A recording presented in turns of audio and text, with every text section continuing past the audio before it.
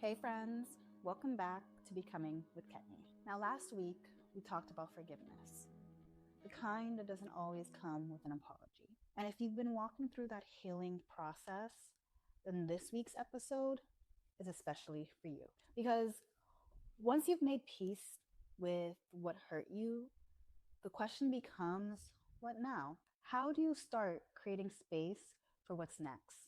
New opportunities, new love, new peace, when for so long your heart's been busy surviving. So let's talk about that today. You know that feeling after you finally declutter your room? When you look around and realize you can breathe again? Well, that's what emotional space feels like too. Forgiveness and healing and letting go clears out the corners of your heart that used to hold anger, regret, or what ifs. And in that open space, something beautiful happens. You start to make room for what's meant for you next. But here's the tricky part. Sometimes we say we're ready for new beginnings, but deep down, we're still holding on to the old story. We replay the past like a favorite sad song.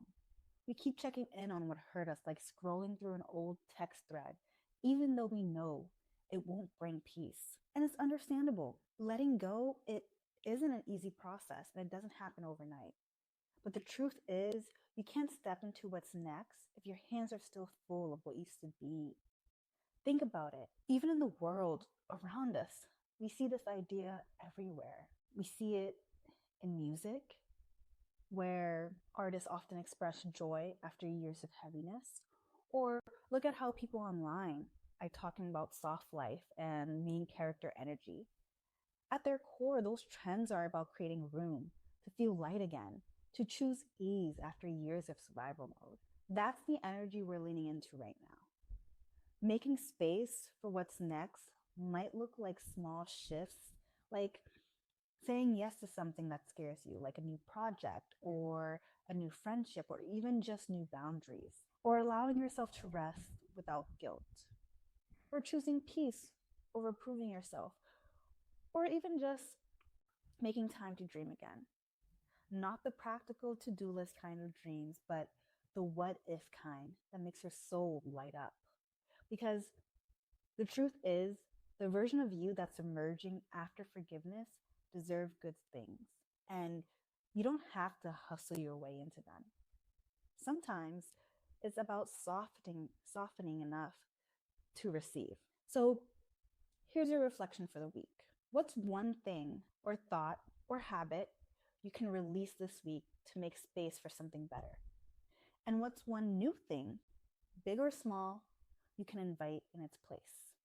So drop a comment and share what making space for what next looks like for you.